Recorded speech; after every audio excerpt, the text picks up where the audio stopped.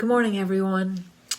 Yesterday, I facilitated a live 360 for an executive team, and what that looks like, and it comes from Netflix's culture process, is that everyone is available for feedback and everyone gives everyone feedback. So you start with one person and everyone from the group provides feedback. There's a rough ratio of 75% corrective, 25% appreciation. Appreciations are also feedback, and some other parameters around accepting the feedback, things we've already talked about, that if you search feedback in this channel, you'll find some other posts on feedback, really consistent with how we approach feedback. What I noticed in this group, which is comprised of a variety of Enneagram types, some challengers and some helpers and peacemakers, is there were a couple patterns I saw. And I hadn't really ever thought about this clearly before. In general, there are people who get feedback for being aggressive, outspoken, righteous, opinionated, inconsiderate, insensitive. Bullying would be the extreme version of that. And that's the feedback that they repeatedly get. It's the work they're repeatedly doing. It's very, very easy to hit the ratio of 75% corrective with those people. It feels simple. What I noticed is with some of the other people who tend to lay back and can be a little more peace-oriented and hold their feedback for a long time before they give it. And then when they give it somewhat reluctantly and with a lot of context. The sort of the feedback sandwich. What I noticed is when those people were getting feedback, it was very hard for them to get corrective feedback. They were getting a lot of, I think you know a lot more about this issue than you're really saying. I really want to feel more of you in the room. And a lot of feedback like that, which if you're a 9 or a type 2 or lots of other types, you might hear this feedback sometimes. And the thing about that feedback is it sounds corrective sort of on its surface, but it's actually a compliment. It's like a backhanded insult, in my opinion.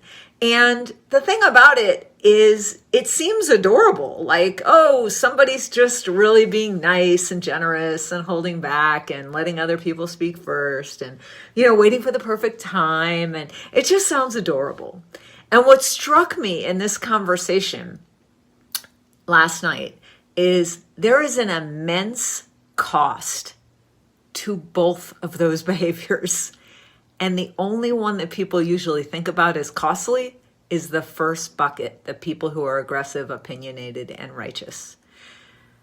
That second group, the group who actually has information, who has perspective, who has beliefs born of research, and oftentimes, or even who may be righteous, but is not sharing that, is conceding presence of the group, is conceding connection of the group, is not available to be really contribute to fully collaborative processes, and by the way, has all this information the company is paying for this person to generate and create and know and learn, and is holding it back.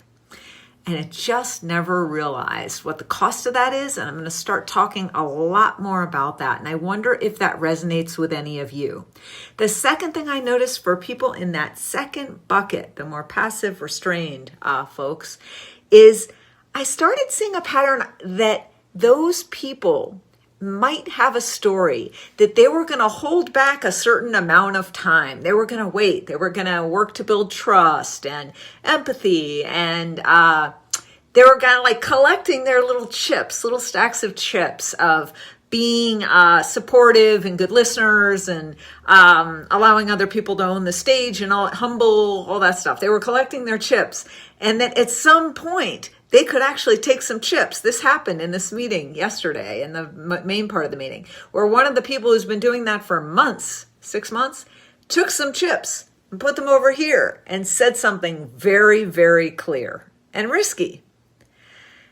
And it reminded me that I have coached a lot of people who have that story. Sometimes it shows up that way, like I have to have enough protection before I take risk. And then nobody can blame me because they know that normally I'm pretty restrained and pretty quiet and I give credit all around and I'm super humble. So if I want once in a blue moon to say something that has a strong position, it's okay because in the context, nobody will think that's any big deal. I've heard it in a different way, which is where people think that their compensation level ought always to be below the level of work and value they are delivering in their job. Because then, if it's structured that way, if they always stay ahead, which by the way leads to a lot of overwhelm and a lot of pressure, and depending on your type, just tons of overdoing it and over delivering on what your role is, but you get that comfort. It's like, well, they're not paying me as much as I'm really worth, so I don't ever have to have a fear that I will be disliked or abandoned or thought of as being ahead of my skis or thought of as being not good enough for the thing that I've signed up to do. And I think those behaviors are really similar. The gathering extra insurance chips and the gathering extra work above the value for which you're being compensated. So, wanted to share all that with you today. I wonder if any of that resonates with any of you. Have a good one.